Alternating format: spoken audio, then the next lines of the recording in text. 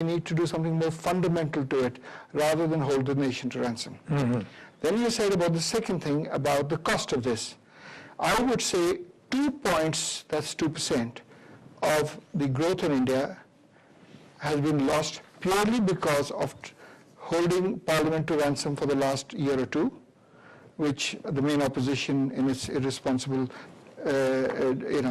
wisdom has decided to do. Okay. And now you have to hear me out now. And Mr. Hazare has continued it. I think people who support Mr. Hazare are irresponsible, misguided. Those little kids or college guys who go around singing Sarojini Naidu poems and Tagore poems in holding candles in parks, they might feel very good about themselves. But ask any one of them if somebody's an IIT dean will give them a seat in IIT for 5 lakhs, they'll all go and do it. So let us not externalize it. And secondly, we must realize the cost of this is far more than any corruption. 2% of India's GDP has been lost. 2% on $1 trillion GDP. You do the maths, I don't need to. It's a very straightforward thing. Now let's come to some serious issues about my concern is more about the economy, frankly. The economy has slowed down to 7.7%. This morning the stats came out that we had over 9% industrial output the previous year, and it's now down to 3.3%. Now a large part of this is because government is caught in the thing of trying to contain inflation, which it is struggling with. One inflation, as we know, is tightening monetary policy. They've raised interest rate 12 times in the last 16 months, or 16 times in the last 12 months, I can't remember. But they've done that, as a result of which demand has been choked. And it's because of that. So there is, as an economist, you realize that there is a structural imbalance going on for a little while the choking of the demand takes place and lower inflation comes in. It's only after that that the government will have the luxury the government doesn't have the luxury. It's the independent bank, that Reserve Bank of India, that decides to loosen monetary policy. So there's going to be a time lag. We had the reverse in this country. We choked off demand too early, and we had 8 interest rates increases between 2006 and 2008 in this country. And part of it, by doing that, Mervyn King choked off demand, and we're still paying the price for that. So there are genuine economic reasons for where we are, and there are political reasons for where we are. Economic reasons, unfortunately, I can understand, however bad they are. I'm unwilling to forgive anybody who treats government as a business happening on the streets or in parks, and I have absolutely total contempt for people who held the country to ransom. Well, let us digest the whole thing, what you have said. Okay, I want your viewpoints on that first.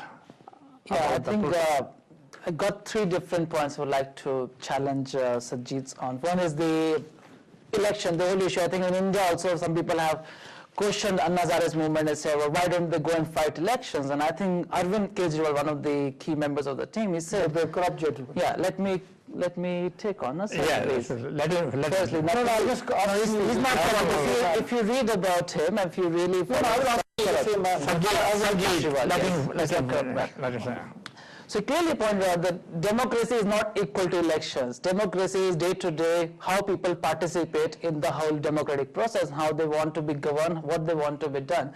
It's not just once in 5 years, go and vote and then forget it, election, people will do things. Secondly, the growth, whole thing about growth. And I think not only in this corruption issue also, but otherwise India is having a lot of issues about growth versus people's welfare. And the question is growth the pinnacle of human existence? Is growth the only thing we need to worry about and nothing else should matter? And for that matter, should we go on and do anything we want to just because it generates growth? And the third point is about the laws. And I think Sajid clearly said there are laws. And of course, the current Prevention of Corruption Act covers Prime Minister as well. But the challenge with the laws is, to prosecute the government officials and the ministers, you have to take the approval from same people who have created the laws. And as we have seen with the CBI being under the Department of, it's under the government, it's very difficult to get CBI to do actually something independent of the government. Some people in the government have actually say, you see how many scams have been uncovered, a lot of MPs are in jail. But they forgot to mention that those MPs are in jail just because those investigations are being done under the Supreme Court, not under the government. And then the last point is about the whole content about Anna Hazare and why he has to come on the street. Well, 1968 was the first time when the Lokpal Bill was first given to the government. 13 governments has been introduced. It's never been passed so far. And what does the government do? And I think the protesting and right to dissent is an important tool for any democracy, and people have a right to say something which they feel against. And if the government doesn't listen, they have to come to a common agreement. As we all have seen, initially government tried to threat them, ignore them actually firstly. Oh, there are 4 or 5 people, they won't do anything. Then they saw that people have turned up, and not only in Delhi, with 50,000, there were people all across the country. Then they tried to threaten. And that didn't work, then they came to negotiation. Had they come to negotiation earlier, had they talked about it, then the things would have been different, and all of the so-called financial loss wouldn't have happened.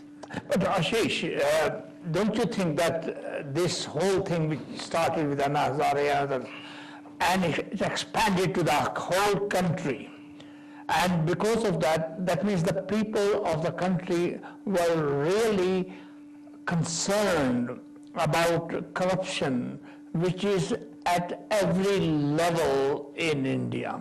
But as Sajid Singh said, that corruption, these people who are being corrupt, or who are doing the corrupt things, they are our people. Yeah.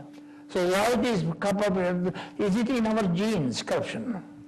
No, I think it's not in our genes per se, but India has been very family-oriented culture compared to individualistic culture here. A lot of time we have been dependent on our families and people we know of to get things done.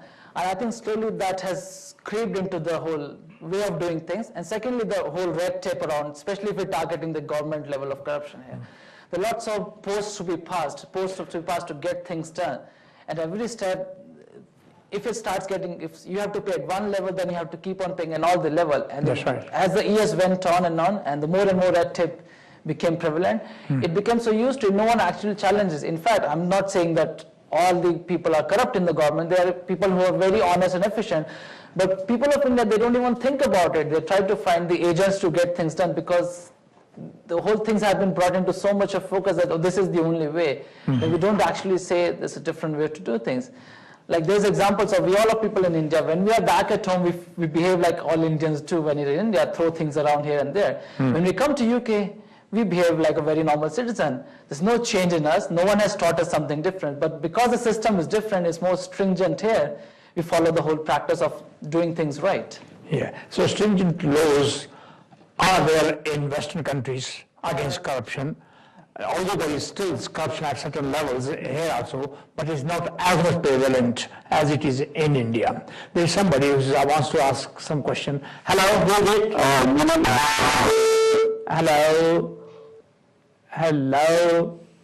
Hello बोल रहे हैं? मैं doctor Kumar बोल रहा हूँ Manchester से हाँ जी, doctor Kumar बोलिए. Welcome back. Okay, thank you. Hope you had a good holiday. Thank you doctor Kumar. दूसरी बात यह है कि India is desperately crying for good governance. Yes. Unfortunately, the inflation rates are very high. Food, fuels की जो prices हैं, they are way beyond the reach of even educated middle classes. So, unfortunately, the growth has also led to mega inflation. And the last two mega corruptions of Commonwealth Games and 2G has brought the incompetence with respect of M.N. Singh as the Prime Minister, who is very quiet and he may not be corrupt himself, to the fore. And when Anna Hazare started this movement, it was accordant with the